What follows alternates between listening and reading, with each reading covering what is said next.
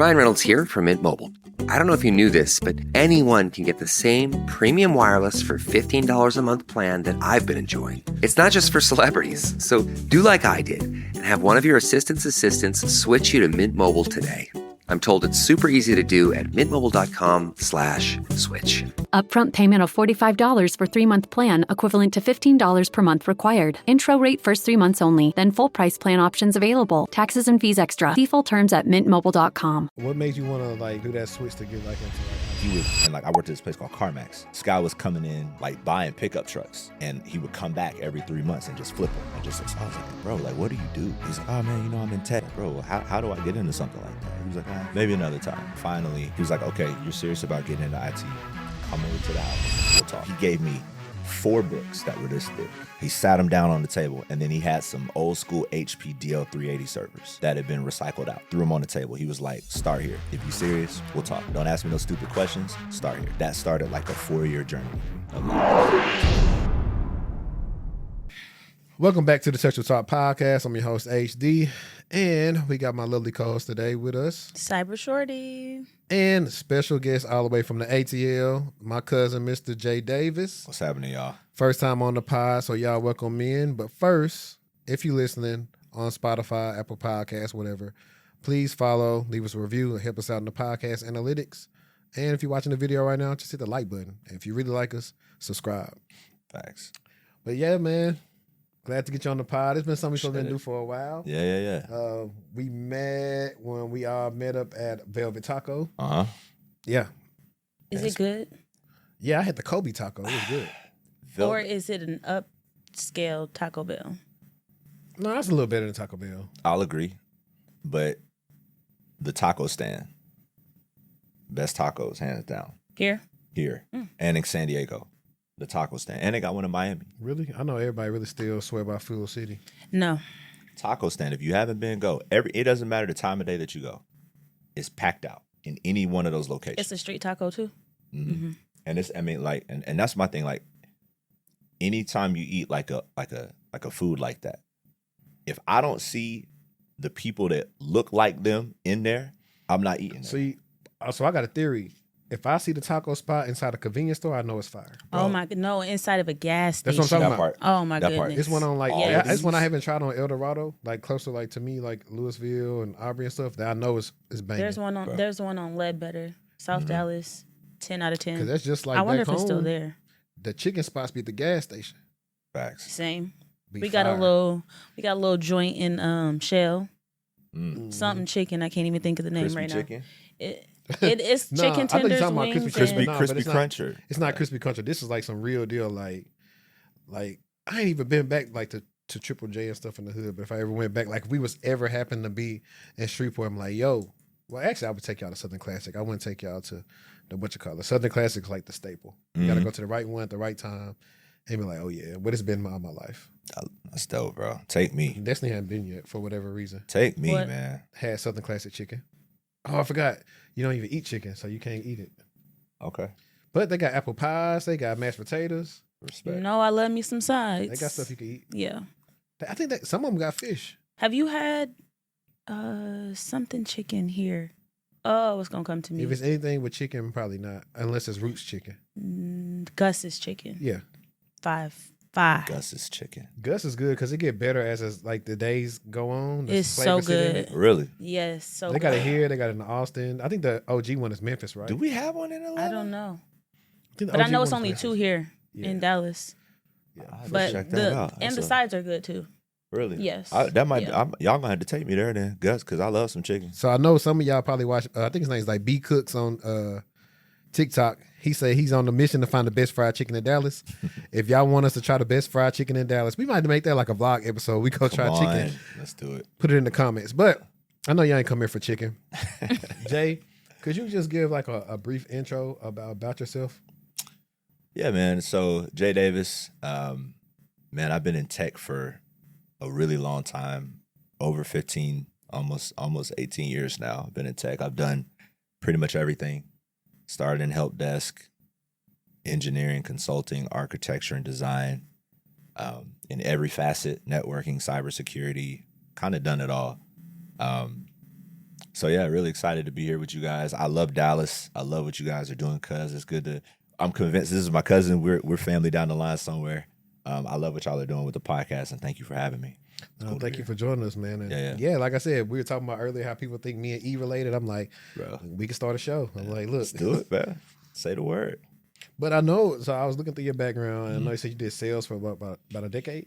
10 years. What type of sales? I've sold everything, man. Electronics, shoes, namely mostly cars. Okay. Did you ever do like knobs and vacuums? You never sold Nah, no I never did vacuums? knobs and vacuums, dude. I've done appliances though. You know what I'm saying? Like home appliances. I was trying to get into my favorite convo about like network marketing and stuff. Oh, yeah. Did they ever get you? Yeah, actually, the first sales job I had was like, I was the annoying guy in the malls that did the interviews, that tried to get you to do like the surveys. Like, yo, come watch this 5-minute clip. To get them, And what's we'll the pay things you called? $5. Them time things that people get. Time The time shares? share. Timeshares? Nah, I never did those. Okay. But yeah, like they would always be posted in the malls and try to get people to come do surveys. That was my first like sales job. It was dope. So pretty much said almost 18 years. I'm trying to even think about how old I might have been when I said it. So I would say you got in like right before the 2010s and started doing like IT stuff. Yeah. Like by like 2007, 2008. 2007, 2008. So what made you want to like do that switch to get like into like IT? Bro, it was weird because I always liked tech. Like they had like a CCNA course at high school. That's when they first started doing it. And I was looking for an elective, and I was like, okay, well, why not? Mm-hmm. But while I was selling cars, actually, I met my mentor. I met this guy. I worked at this place called Carmax. So it's a shout out to Carmax. Like, they'll buy a car from you whether you buy one from them or not. That was like their slogan. This guy was coming in, like buying pickup trucks, and he would come back every 3 months and just flip them. So I was like, bro, like, what do you do? And he's like, oh man, I'm in tech. I do real estate. I was like, bro, how do I get into something like that? He was like, maybe another time. So eventually, now this guy, he's like, he became my mentor. He's like a second father to me, bro. Like, kind of took me under his wing, and that kind of started the journey of getting into tech. I mean, in a real way. It was crazy. We didn't have all of this stuff that everybody has these days. It's crazy. But that's what I tell the youngsters now when we're talking about how hard it is. I'm like, hard, bro. Y'all. Wasn't no podcast out on how to None get of into that, tech bro. 18 years ago. None of that. Wasn't no man. That was the ChatGPT real- for your resume? None of that. That was the real gatekeeping. Mm-hmm. For sure. Like, Yeah. especially us. Man, I tell you, man. So finally, he was like, okay, you're serious about getting into IT. Come over to the house. We'll talk. Man, I pull up. I ain't never seen a mansion this big in my life. Like, I didn't have any idea it was Is this really like that. ATL area? It's ATL, yeah. So I pull up. I come through the gate. I come to the front door, and like he opens it. He's like, you can't come through the front. Go to the back. So I had to like walk around like all the way down to the basement. I get down to the basement. And if you know, like back in the day, I started learning about infrastructures like Microsoft, that type of stuff. He gave me 4 books that were this thick. He sat them down on the table, and then he had some old school HP DL380 servers that had been recycled out. Threw them on the table. He was like, start here. If you serious, we'll talk. Don't ask me no stupid questions. Start here. That started like a 4-year journey for me of like getting into IT for real. And so that was my intro. So during that 4-year journey, Mm-hmm. did you ever get like just a help desk job then, or you didn't do it till after the 4 years? After the 4 years. Okay. Because his thing was, I can't put my name on you until I know you thorough. So like, that was the thing with like Microsoft tests and things of that nature. Like we call them paper MCSEs or paper certs or paper folks now, but you couldn't really do that then. Like either you knew it or you didn't. Yeah. You know what I'm saying? And the tests were really geared towards those that it was more so instead of the book theory, it's, hey, you only know this if you're actually Using the tool. using the technology, right? They would ask you questions like that.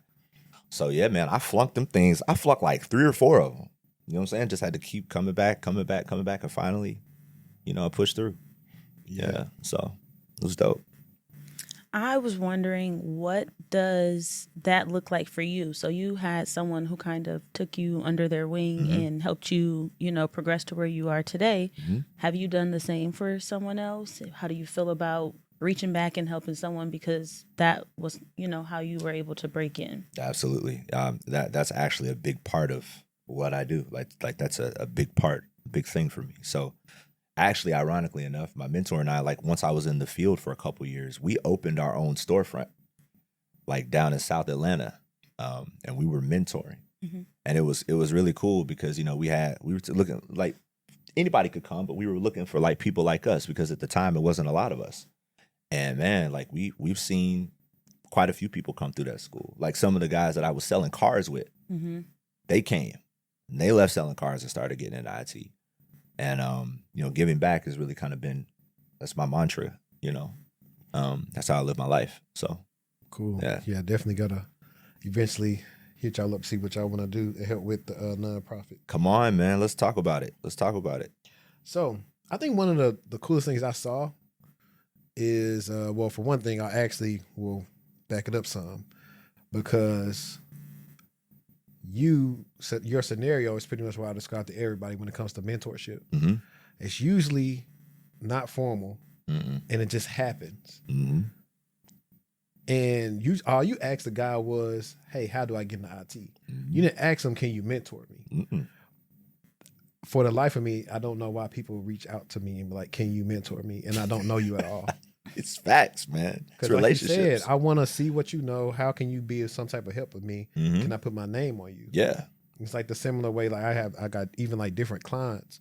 I know the ones that come in and say, "Oh yeah, they gonna be something." I'm gonna use a lot of my resources to make sure they get something first because they gonna be all right. And the clients that I've done that for, they've gone on to do what they're supposed to do. Yeah. The other ones, I don't really tell somebody like too much about them. I gotta see. Yeah. Like if I'm always trying to figure out what you're working on, this and that, and you kind of like, first of all, wasting your own money and time, I'm not finna, refer you. That's facts, man. That's facts. That's why like people out there saying like it's informal. You might just meet somebody and start talking to them. And it's like, man, I like this guy.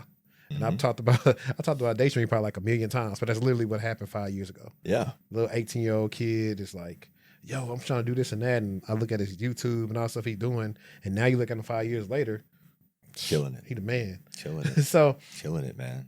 But one of the things I did find pretty cool about your background is, and I'm one of the people where I'm not a person that's just telling people, don't go go to school, right? Because it's mad to move around. It is. Without having a degree. It is.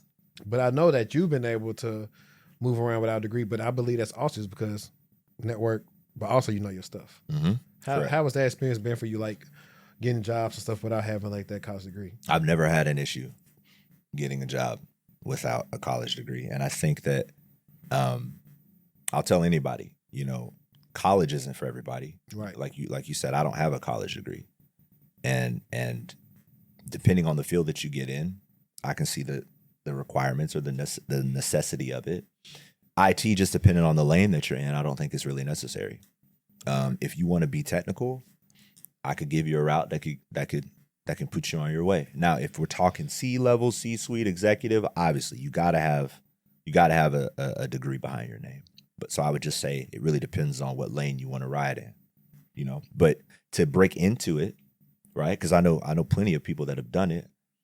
You break in, then you go get the degree. Yeah, that's why I say get you a start a job, find a company that do tuition reimbursement. Yeah, then you get your degree. That's the way to do it nowadays. So I agree with you. I wish I could redo my master's. Really, I do. I enjoyed it. I loved it, but I started out with no knowledge background, so it was a struggle. But I know now because of the experience I've been able to gain, I think it would be 100 times more beneficial. For sure. Absolutely. Yeah. I mean, for me, I just wish I wouldn't have got laid off from McAfee so they could have paid for that master's. At least I took a load off, a burden off me back then. But so briefly kind of want to frame out like your experience. So when you did that help desk role, like what type of help desk was it? Was like one of them help desks that you was doing learning a lot? Yes. Or you were just, resetting passwords? I was everything. Mapping network drives. I was everything. We did those things, but infrastructure. When we talk about infrastructure, when we say infrastructure now, I think it's a lot different then than it is now, right? But infrastructure, I was Active Directory, but infrastructure also included going to the data center and taking care of servers, racking new servers, like so there was a data center networking aspect of that as well. Connecting to SANs and storage units, all of that was a part of what I did at Help Desk, Yeah. So, yeah. Yeah. I know it's somewhere down here. Like when I worked at the Knock, when I moved out here almost 10 years ago, our data center is downtown. And I had to get my, not clearance, but like my access to it and freaking going there super cold and the man traps and stuff. And we was only supposed to go down there, I think, like if it was like some type of issue, if we had to do some crap. But like, I think I landed a new job right before I was going to have to start going to the data center and stuff. So I was like, yes, I didn't want to go down there. Yeah, man. The Help Desk is critical, man. I wish more people would consider Help Desk roles. I mean, it's different nowadays, but like, I'm a big proponent of maximizing the position that you're in. Even if you're not even doing that type of thing, man, if there is a way you can make relationships with people around you that can get you that knowledge, that you can expose yourself to it, it's a gold mine, man. Yeah. Well, I think a lot of people go to work and they don't network. They go to work and they go home. Yeah, they don't know how to increase their visibility. And that's their motto, and they live by it. And that does put limitations on your growth, because what they say is not your net worth, it's your network.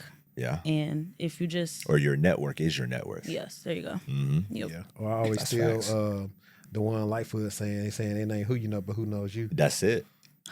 What advice would you give to someone on making starting to step out and, branch out to make some of those connections if they are unsure of how to do it? I think you start with authenticity. Everything sure, we may all work in this particular field, but on a human to human level, what do we have in common? Can we start there?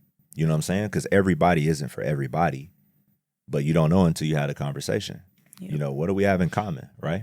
You'd be surprised how much game somebody will give you if you start with the human connection and it's authentic, it's genuine. Like, because people can tell when you're just trying to come at them, just to get something out of them, right? Yep.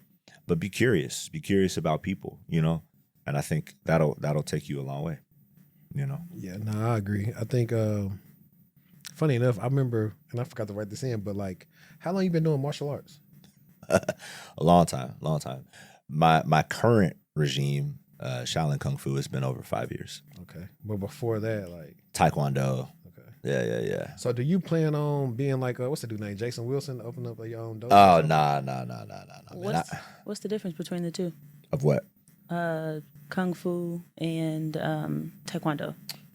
So where they come from. So Taekwondo is Korean-based. It's more kicks. It's mostly kicks, right? Kung Fu is circular, right? It's more holistic. I'm not going to say spiritual, but it's definitely concentrated on your inner self, right? And it's more situational. Every movement that you do has a purpose, right? You may see like all these forms that people do. Like when you watch the old school Kung Fu flicks, like you see them like wax on, wax off. All of that has a purpose. Like there's no wasted movements, right? So I would say those are the two biggest differences. Is Kill Bill Kung Fu? Some. Yeah. Yeah. I was going to say, I could definitely see you open a dojo, tech, and taekwondo. Let's do it. We got tech in one corner, and then you come get this work in the other corner. Yeah, think about a lot of us sit down all day, so you need some exercise and kind of keep your spirit and your body right too. But this is off the subject question. It's all good. Which 3 ninja were you? Ooh. Which one? I was the oldest one, bro. You was Rocky? I was Rocky, bro. You got that blue on. Coat had the blue on. Blue's my favorite color, ironically enough, but Rocky's my guy, man. Yeah. Do you know? I forgot who I was talking about that with. I don't know if it was. I think it was this past week. I was in Connecticut for a work trip, and we were just talking about how we saw the Cobra Kai spinoff, and I was talking about how 3 Ninjas needed a spinoff, like Grandpa Don and them starting a dojo and something. And then having the Cobra Kai and 3 Ninja students fight. They should, bro. They should. Work. That would be a vibe. But how has it been for you witnessing the shift from going from on-prem to all this cloud stuff. And now, and I know that you know this as well, companies reeling back in and saying, hey, I think I want to be on-prem some more. Yeah. You know, ironically enough, you can kind of relate it to like the AI stuff that we have now, right? Like this big movement. The thing about it is I kind of had a different outlook because of where I came from, right? You know, once you start hearing about it, moving everything to the cloud, you know, everybody's going to lose their jobs and all this other stuff. When you dig into it, you really just understand it's the same skills. It's actually easier, right? I come from a time where like you had to really subnet, like, you know, you trying to like wasn't no calculator. There wasn't no calculators. You gotta like you gotta separate out these addresses. Like, and now wait a minute, I can click some buttons and it's already done for me in the background. It's that's all I gotta do? I'm cool. So really, man, what I tell anybody is don't focus so much on like the job. Understand the management of what's being asked, like understand the bigger vision of what's being asked, man. And if you do that, it doesn't matter, man. You can apply the same thing to AI. Yeah. You just become the managers of what AI can do instead of performing the tasks that AI is going to be able to do for you. So, yeah. Cool. And so 2-part question 2 is like, how did you eventually get into like saying you want to be a subject matter expert when it came to IT infrastructure, and then the typical, you know, day-to-day for you and tools that you use in that role?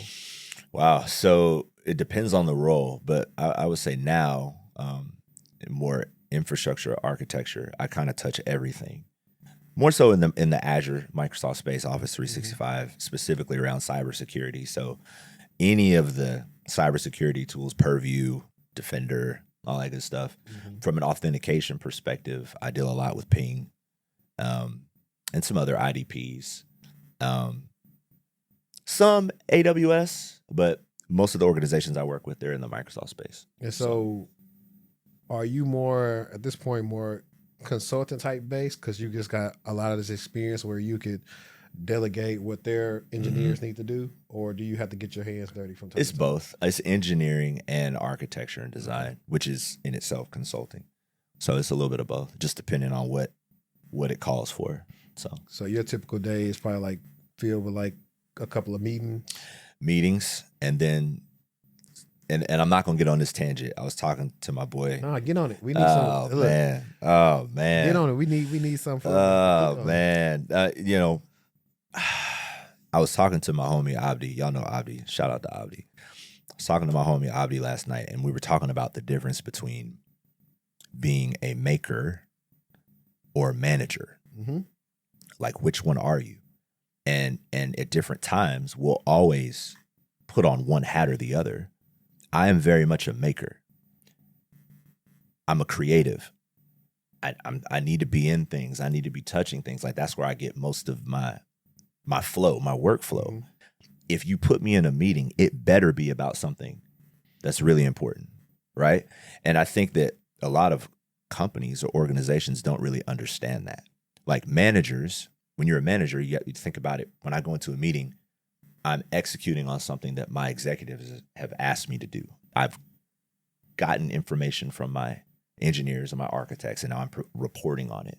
When that meeting is over, they've completed that task, right? As a maker, that's the worst thing you could do is pull me into a meeting, especially when I'm in workflow. And then my whole day is shot, right? Because you've taken me out of my flow. So understanding the difference between the two and putting a day together, putting a week together that really best benefits both sides of the house is critical. So yes, I try to structure my day like, okay, I understand I'm gonna have meetings for this part of the day. The rest of my day is gonna be this. It's gonna be workflow. Put it on my calendar. Don't talk to me. You know, that's how I try to structure my day. And I know you say you use a lot of the security tools, right? In the Microsoft system, but outside of that, I kind of guess like what type of tools do you use? Softwares, platforms, programs? So from an infrastructure perspective, I use a lot of like Mimecast, Proofpoint. Those are two of the primary ones that we deal with right now. Man, there's so many different tools, like bro. Here when it comes to Proofpoint. It's okay. It's hit or miss. I like Mimecast. I probably would take that over that because I mean sometimes the stuff that like I mean then companies are slick. You get one product. Oh, okay, we got Proofpoint Trap over here, and we got Proofpoint Tap. Go ahead and get them. And some of the stuff that we see from Tap is just ridiculous. Yeah. So what are you seeing from Tap though? A lot of false positives. Yeah. Really. So. But I think it's. But I don't know. I don't really put it all on Tap. I think it's Okay. on Tap, but I also think it is on the detection team to make the detection better to make us not see certain things. Which is something that I would actually just want to just do myself, but they always trying to silo and delegate everything. So talk about it, right? So what would the detection teams do different to bring those false positives down? So a simple thing they could actually do is they could put inside the detection if alert comes from certain email address that's either it could be like this if it's a external email address and it's containing this one email address that's like one of our spoof email addresses that where like just spam goes to. Like it's nothing that we can action on. So if you go ahead and take that out, we only have to look at it. Right. And then the hard part that these tools can't do is, Tap may perceive something to be malicious because they don't recognize the sender. But it can't really interact all the time the best way with whatever they deem the threat URL is. Yeah. Just for you sometimes to go to the threat URL, I'm like, man, this is a spam message. So it's just different things where like, it's like, that's what we tell people all the time. It's like, you can get all the technology you want to. That don't mean nothing. The more junk you got, the more possibilities of risk of a big incident happening. Making sure that your rules are right, because I mean, you see that a lot in the Microsoft stuff, right? Like specifically like DLP policies and stuff like that. The way they write their rules sometimes, like one is, shout out to my Microsoft folks, like if you're talking about social security, right? That's one of the things we want to look for from a DLP. Uses semantics, so right? It's like, well, one of the keywords or one of the sensitive information types is full name, right? Well, if you apply that to email in an organization, how many hits do you think you're going to get on full name, right? And when you look at it, what is it normally? Signature. And then not knowing, ignoring just because it's certain digits, it could just be an account number. It's not necessarily a social security number. Exactly.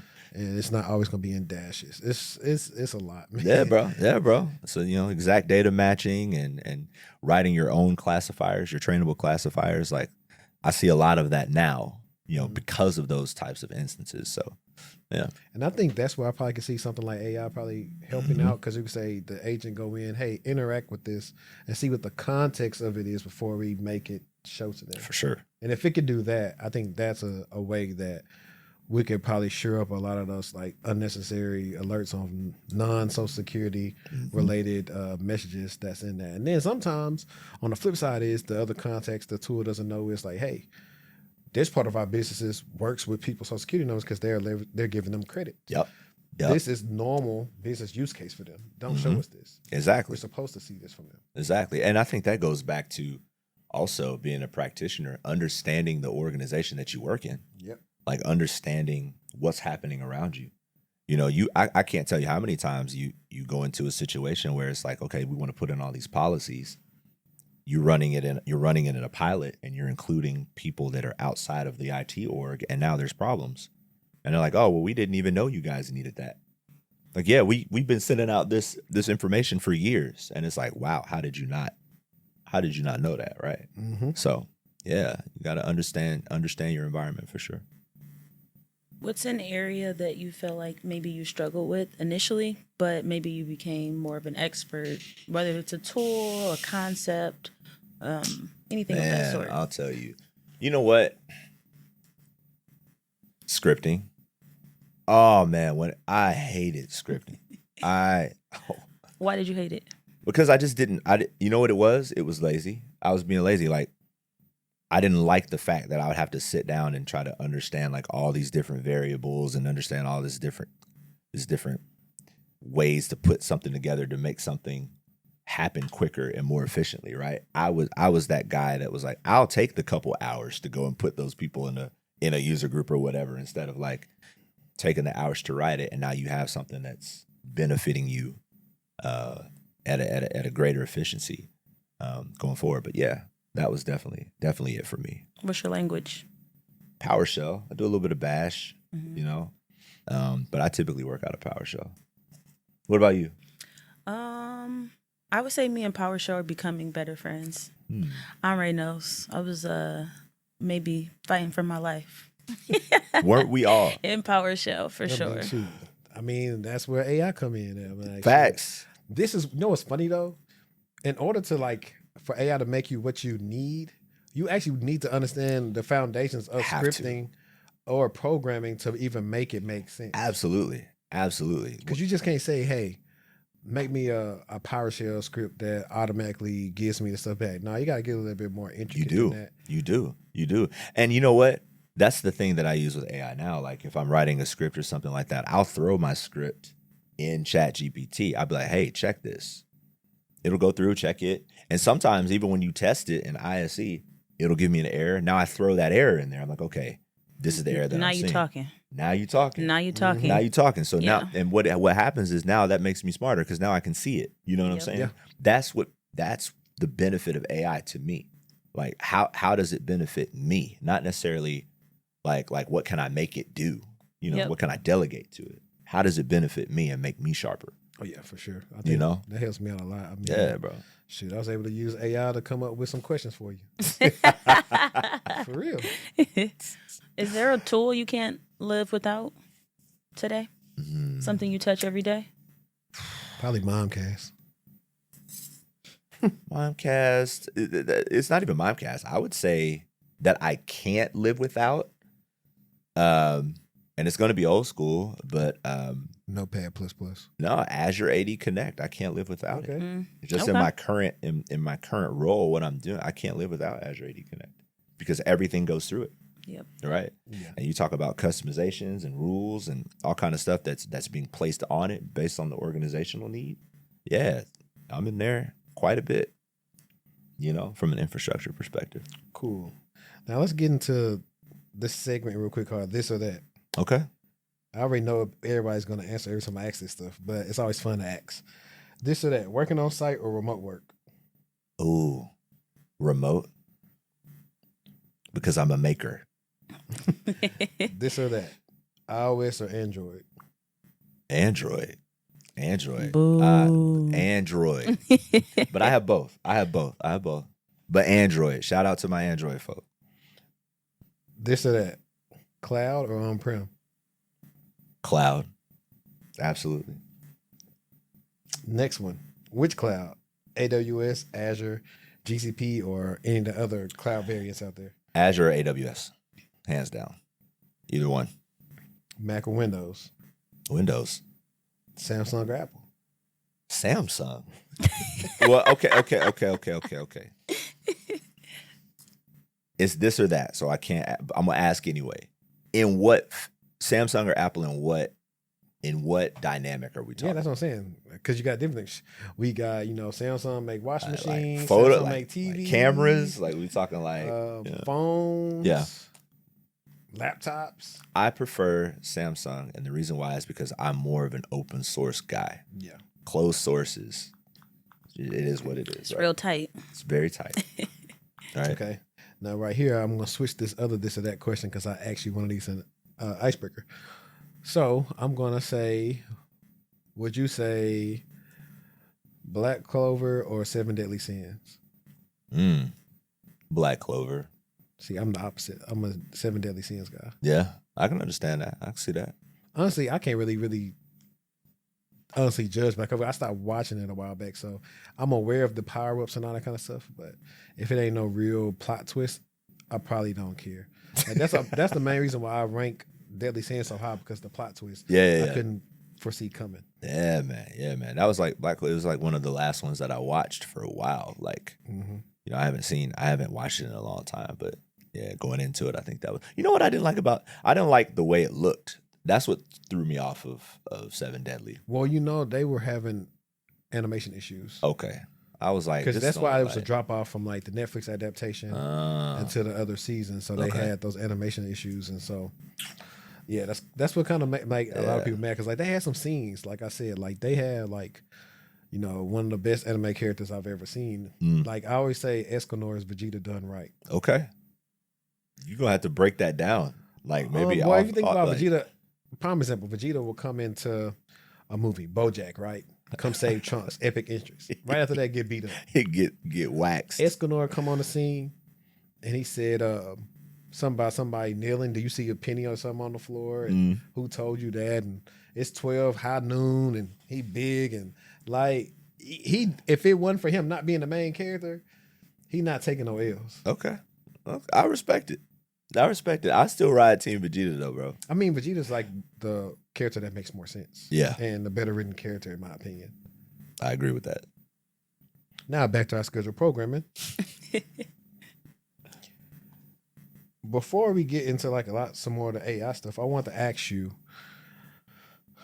Granted, now here's the thing too, and I'll put some nuance to this because getting into the field is slightly different now.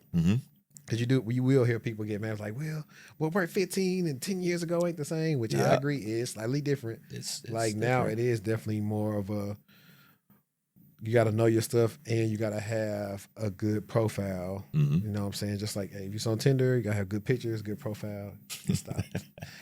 A hitch, whatever. What is it? Hinge? Whatever. Hinge. What them things called? Them sites called. But now there's a whole other part of it. Like that, to me, the easiest part now is learning the skills. But if you have to say what skills that somebody with no experience need to come in and kind of just learn to at least get their first like help desk job or IT job, what would you say they need to learn?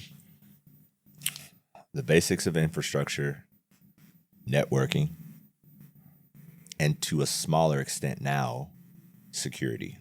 And when you say networking, do you want them to go ahead and just get the CCNA? You don't even need that. You could just do the intro. Like you could do like the I don't even know what the name of the test is now, but it's like they split it up into two. Okay. You could just go and do the first one. Just get the fundamentals of networking. Understand how computers talk, right? That at a minimum. And then infrastructure is just that, right? Because whatever that foundation is, Active Directory, Linux, whatever it is, understanding the repository for where your data lives. And then from a security perspective, how do you protect it? Got it. Because I know like people that's on social media. It's like, should I get the Network Plus, CCNA, all these different things you had these arguments about, and I'm like, well, if you're gonna spend the money, get the CCNA. Oh yeah, I mean CCNA or cybersecurity. I mean like your Security Plus. Like people sleep on what you actually learn in Security Plus. Well, here's my challenge. They're only taking the exam to pass it. They don't really. No, that's facts. Yeah, they are. That's facts. Outside of the questions. And facts. I say this because I did so many calls to people that have a Security Plus that don't know anything. That's crazy. And it's only because of the way the test is administered. I'm seeing now, CompTIA is probably about to have to catch up, but like you got TCM Security or Blue Team Level 1, Hack the Box. All these people are coming out with practical security certifications that's entry level. So eventually, once I don't know when their time is going to be done with like having all these deals with the government and stuff like that, but eventually they're going to have to improve their tests. Oh, for sure, absolutely. Because if I can go get dumps and stuff and study in 2 days, boot camps, what did I learn? Exactly.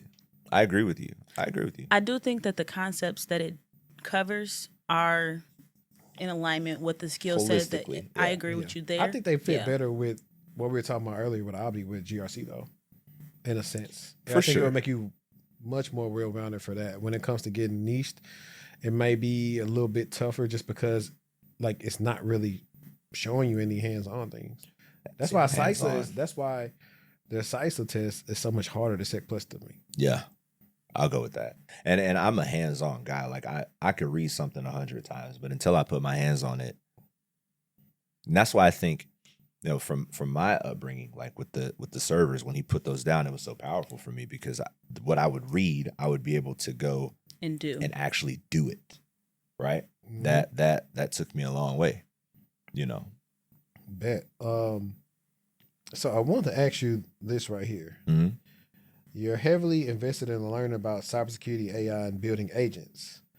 What's one area within these fields that you believe will see the most significant disruption or innovation in the next 3 to 5 years? Oh, agents by far. Agents, prompt engineering and agents by far. I think that, and you see it with some of the bigger tech companies now, like Microsoft specifically, like with Copilot. Raise your hand if you've heard of Copilot. Like what they're trying to do with the agents now, the Copilot agents, you can build things on top of them. Like I think that that's going to be the push, the biggest disruption, your ability to delegate and essentially create clones of the people you work with to do certain things within the sphere. That's going to be the biggest thing. What is an agent for people who may not know? So the way I would define an agent, I like to say, explain it to me like I'm two, right? So an agent is a form or something that you can build to perform a task, right? So a simple example would be, like a lot of executives, they have like executive assistants, right? Like you could build an agent that can essentially look at your schedule and craft your week for you. Like that's just the simplest example that I can give you, right? So instead of having a person that does it, now you got this agent that can do it for you. And then now they built those into apps, like this app called like Motion. Yep. They take all your stuff and like kind of free up your time and stuff for you. And so like, even in a sense, technically, when you don't really look at it like that, but then you take a look at it closer, the tools I use for like being an entrepreneur, like I was telling them earlier about Loom. Yep. It's an agent. It comes into my meeting, records everything, takes screenshots, writes stuff down, action items, sends it to me, sends it to what's called. So now, technically, you don't need a Scrum Master. Nope. You don't need nobody to say you got any impediments today. Nope. And I'm gonna write me an agent where I don't have to put in any more user stories. Like I'm gonna have a template and everything. Like just drop it. Like create me a story that does this and go do it. Right. With all of you've mentioned a lot of technologies. How are you keeping up with the trends and what's hot outside of obviously speaking with customers? But how are you able to pivot and adapt based upon what's in demand and what customers are asking for? So you're marketable. I use it. Say it again. I use it.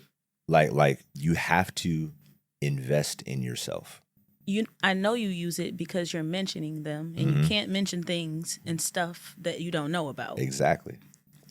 You have to use it, and I will tell and you talk about already wanting to break in. That's the easiest way to do it nowadays, because we didn't have like the plural sites or anything like that, or an Azure subscription. You mean I could go when I was learning AWS? You mean I could go and just create an account and I can just touch everything? So everything that I'm learning, I can go and apply it, right? Like there's power in that, and you use that, and that's what I talk about, like maximizing the position that you're in. Especially when you got that help desk role. How do you expand? How do you make yourself better? That's how you do it. Yeah, you touch it. Go find the tickets that the other team's working on. Exactly. Expand yourself. That's how you'll stay relevant in this game. Yep. Agreed. Yeah. 110%. You can cert it down. You can read a book. You can read a blog.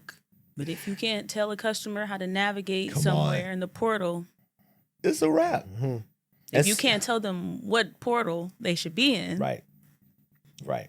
And that's the thing. Like, even with the books, most of the time when those books are published, that's old data now. Yep. It's not even relevant. So, that's one of the things that you got to consider. You got to touch it in real time. I didn't have this written down, but I thought about this because you're pretty much going to be hitting on 20 years in your career pretty soon. What salary did you start off when you started off doing that? Can we talk about this off air? I mean, it was low, man. No. Here's why I'm saying it, right? We're in the microwave generation. Yeah. A lot of the marketing is, come in cybersecurity, get 6 figures or whatever, right? Yeah. It's never, it's not. The marketing that normally comes from them people is like 2 things. Either I got a high ticket offer I want to sell you so I can get my bread. Right. Or it's for a person that's trying to get their numbers up and get you to do the affiliate deals. However, when you pull back the curtain and you talk to the people that's been in 10, 15, 20, 25 years, most of them are gonna say, "Hey, I ain't really start off this," and by the time I hit, year 5 to 10 is when I like got all these opportunities because now I'm a subject matter expert in my field. Right. Like, I'm pretty sure that you probably get hit up a lot for different jobs. Mm-hmm. Myself and others is like, the only people who are kind of like struggling a little bit right now with like interviews and stuff are people with no experience. For sure. Absolutely. And then a lot of them are still I don't want to say being ungrateful, but some of them don't really know what their market value is. Exactly. And they are keeping themselves out of the race because they're trying to get stuff that they see other people got, not knowing what them people did to get it. Because there's only a few exceptions to the rule for starting out. Exactly. And that's not going to be all of you. All of you are not people that anytime I hit you up at nighttime, you're labbing or working on something. That's true.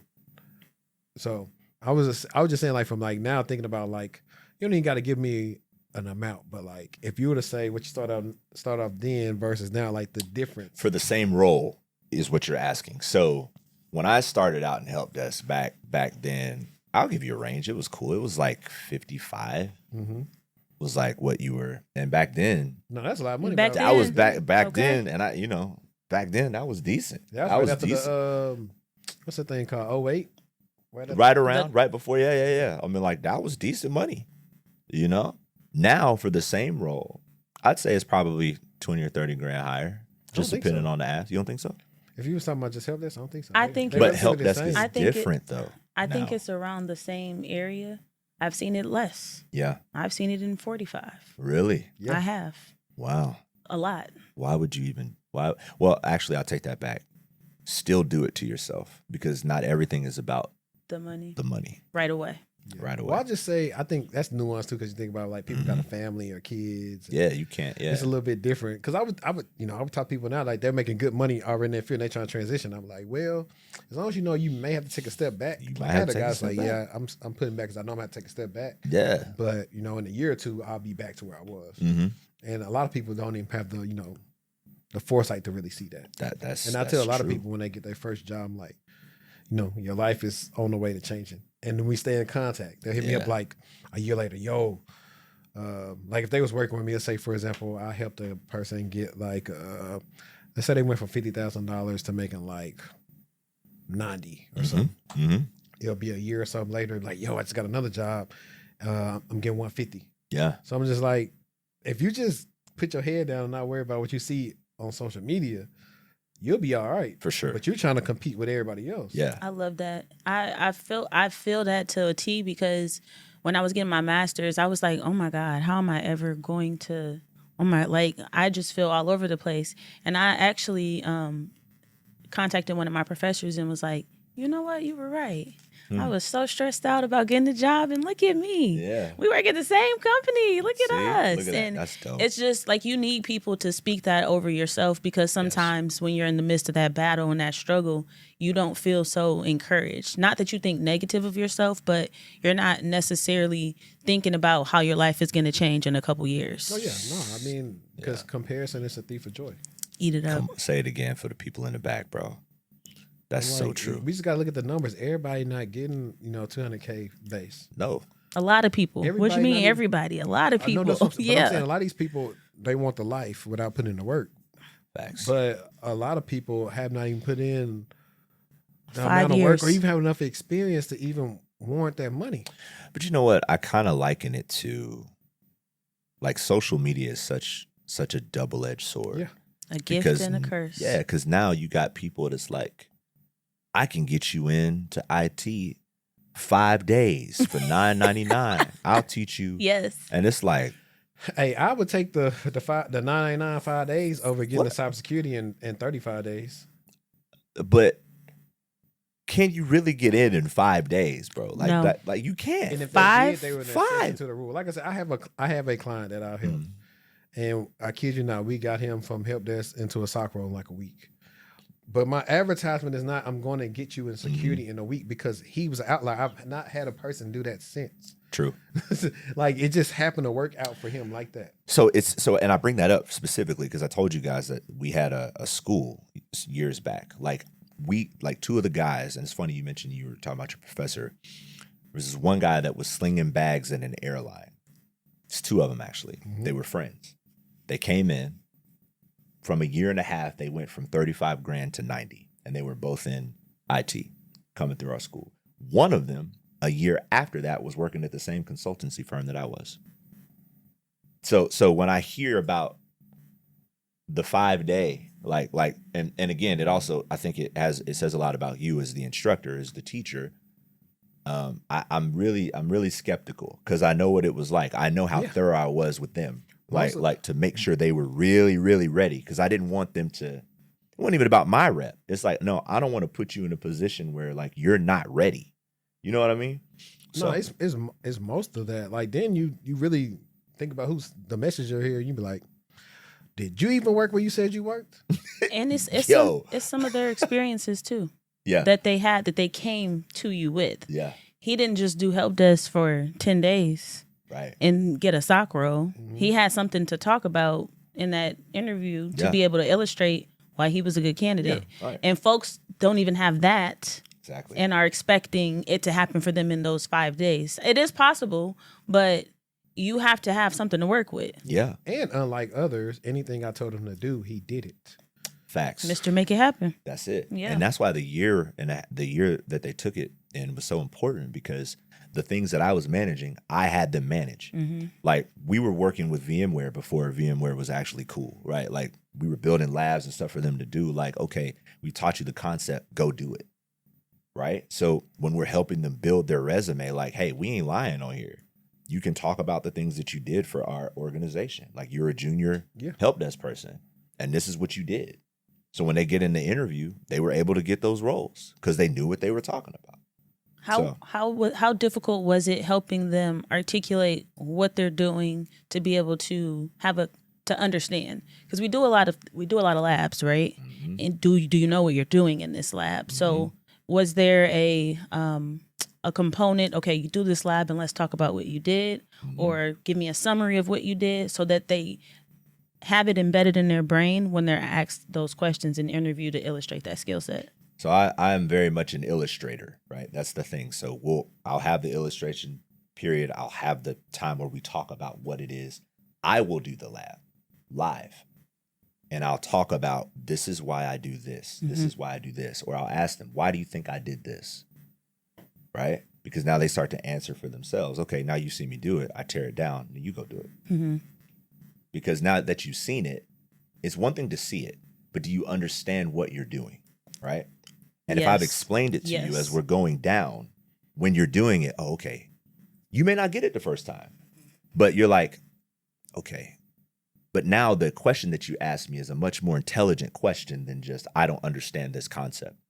I don't understand why do I need to put in, what is DNS? Like that's a much different question than, hey, I'm trying to get this server, and I'm talking way back when, like I'm trying to join the server to a domain, and I don't understand what they mean by primary DNS server. Like, what is that? Like, that's a different question. Yeah. Right? Mm-hmm. And you can work with that. I tell my students that a lot when they're struggling with labs. And I'm like, okay, well, you do it and let me watch you and let me see what you're doing. And you ask the questions as we're going through it. And I'm like, well, do you know what you just did? Right. When they get done. Yeah.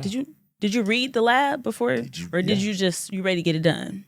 And like you said, 9 times out of 10, you're not going to get it the first time. Talk about it. It's not going to make sense the first time. So you have to repeat that again. Do it again. Do it tomorrow. Right. Not only that, it's just the fact of what I've come to realize is most people struggle with simple things. For example, when it comes to interviewing, if you ask me a question and I don't answer it, I start saying something else. And so if I'm listening to my client's interview, I'm saying, you didn't answer the question. So you're wondering why you didn't get called back. You didn't answer the question. I say, not only you didn't answer the question, you don't sound confident in what you're saying. Facts. So I had a call with one guy. I was like, I think I told him, like, excuse me if I'm presuming too much, but I was like, it seems like you struggle with a lot of confidence. He was like, yeah, I do struggle with a lot of that. I was like, I could just tell. And I think I also like put 2 and 2 together that he didn't have a girlfriend or nothing either. Yeah. And I was like, a lot of that stuff, it just always goes together. Yeah, I'll agree with you. Now, I'll ask you all this, reversing it, in your roles, respectively. Most of the IT people that you work with, like the developers or things like that, would you consider them more extroverts or introverts? More introverts. More introverts. I get a range. Do you? Yeah, I get a range. The really, really, really nerdy guys that I typically work with, they are introverted extremely. Some of them could even be described as socially awkward. Yeah.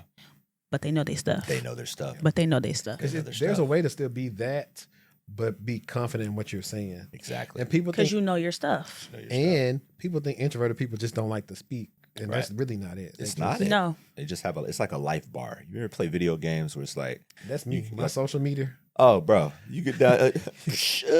No, like You I'm ever done. been out somewhere and it'd be like a late night? You're like, man, I don't even know why I'm here. Yeah. Time to That's go. me. That was me like years ago. I It's was time like, bro, to I don't go. even like people. Like I like people, but in that environment, I was like, why am I even here? For Shout out to the spouses who can recommend and they come ahead and Come go ahead on. and get you out that Come situation. on. I'm an extrovert. Like I love people. I get energy from being around people. So I think I get energy being around the right people. there you go. I am And a good in time. between. I love that. I'm in between. Are you? I'm definitely not an extrovert Mm-hmm. at all. Really? But I'll do what I got to do to get That's where I got to good. go. You know? That's good. Some people are too introverted in a way where they won't even, Right. you know? Right. And especially in the role that I'm in, a more customer facing role, it's important that that extroversion serves me well because I'm able to extract things out of those introverts that you may not otherwise be able to because I connect with you on a level different than the technology. Yep. You know what I'm saying? It's actually funny because that reminded me of like an episode I did with two people here, and me and this guy had interviewed the same person. He was sitting in on our episode in that room over there. He was like, "Hey, you was able to get more information out of her than I was." I was just like, Yeah. "I've been like this as a kid." That's it. That's it. You know? So I wanted to ask you. Well, actually, yeah. I'm actually this first. Then I'll go to the next one. Mm-hmm.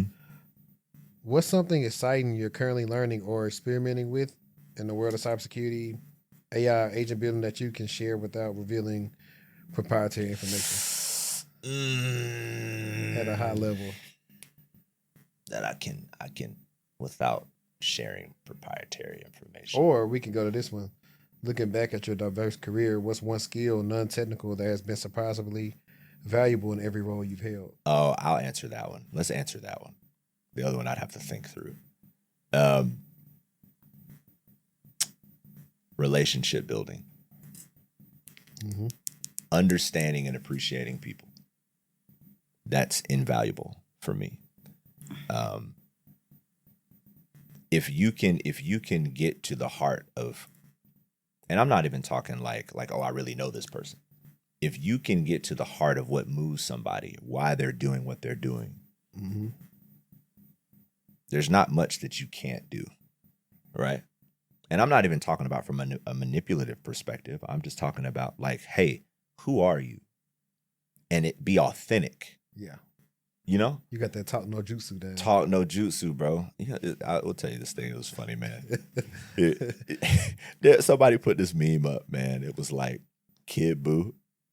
He was up on the, remember in the end when he threw and like Naruto was like looking up at him. And it was like, talk no jutsu don't work. And he was about to start talking, but just threw them, it just blew up the planet. I was like, oh man, it don't work on everybody. It don't work on everybody. But I mean, it is what it is. And then, so now I got to give you your funny, I ain't saying no names moment. Tell us about a time something funny happened at work. You can't say no names, but it's hilarious. It's something that you'll never forget. Bro, so this was back when I was an engineer, right?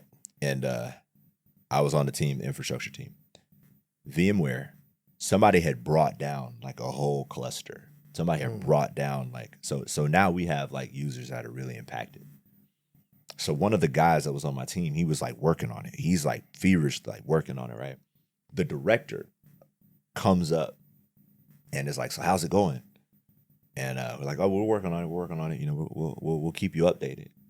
So then he walks around to where my homie is, and he's like looking down at the screen with his arms folded. He's just like looking down. And so my homie, he stops working, looks at the director, then he gets up and stands like right next to the director, and he does this. So it's like quiet for like 5 minutes. And so the director's like, well, what are you doing? Like, why are you standing? And he's like, I don't know, man. I was just trying to see if you saw something that would make me work faster. Then, because, I mean, you behind me, like, that's going to make me do something different. Like, bro, that was hilarious to me. And the director laughed and went away. That was like, I thought I was young in the game back then, but that was a dope. little passive aggressive. At least he had a sense of humor, though. Yeah, exactly. Other directors would have felt like you showed them up and tried to get you out of there. Exactly. The good thing about that director was he was very involved with the team, right? That was, for him, it was more so about his people, making sure that he was plugged in, so he understood. He knew what it was. It seemed like he had been a director that probably used to be an engineer or something before. He was. Those are the best. For the same organization. Those are the best managers. They are. Directors. By far. The people who've never did what you did and come in and manage you. Yeah. Unless they appreciate themselves the right way, they don't quite get it. They don't get it, man. And it never pans out the best. It doesn't. And you know, the other part of that is making sure that you've got the right balance of technical skill and relationship building. You got to have both, man. You're not going to make it as a manager if you don't have that. No, that's facts, though. You're not. You know? No, that's pretty funny, though.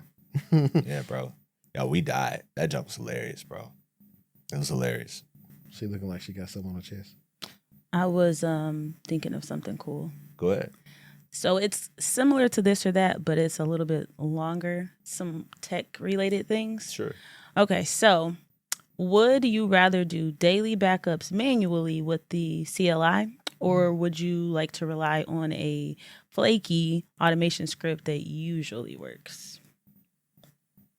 Can I ask a qualifying question? Yeah. Can I manipulate the flaky? Nope. I just do it manually. Okay, 2 more. Would you rather have to work with no monitoring tools or no change management system?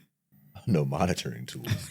And then last but not least, would you rather manage 1,000 servers with no documentation or 100 with the worst naming conventions in history? I know what I picked. The first one, because I don't know enough about the environment. Like, those naming conventions could really cause a lot of problems. Exactly. Huge problems. Yep. Talk about GPOs and all kind of stuff. We could get real nasty with that. Yeah. Little rapid round. I like that. Yeah. That was dope. Cool. I guess I should have asked you ServiceNow or Remedy. ServiceNow, man. You ever use Remedy? I've used Remedy. Remedy back in the day, bro. But I like Remedy as long as it's upkept the right way. Remedy is cool, but yeah, ServiceNow, that seems to be like the industry trend now. So yeah, they really doing a big one, as the girls like to say. Yeah. Jay, yo, how can they keep up with you, man? I'm really big on Instagram. Like, I stay on that platform a lot. So J Davis 236, JAYDAVIS 236. I have a LinkedIn. To be frank, I really don't use it that much. But you can follow me on like J Davis, JAYDAVIS on LinkedIn. But yeah, Instagram is probably the best way to get hold of me. Cool. And your DMs open too? DMs are open. Okay, if you need them to get screened, send them to us. This is my cousin, so you got to go through. We will let y'all know if we think they're good or not, because sometimes y'all be sending some bull, or they go through and like 2 pictures thinking they shot at you. It's so funny, bro. That's what that's girl math. I shot my shot. I like 2 pictures. There you go. And you're supposed to know that mean they shot they shot. What can you say? Look, I'll be over there laughing because somebody told them that before. That's funny. But until next time, guys, I hope y'all enjoyed the episode. Y'all know what to do if y'all made it this far. Please share it out, send it to everybody, go run the views up. And until next time, let's stay textual, and we out. Peace. Peace.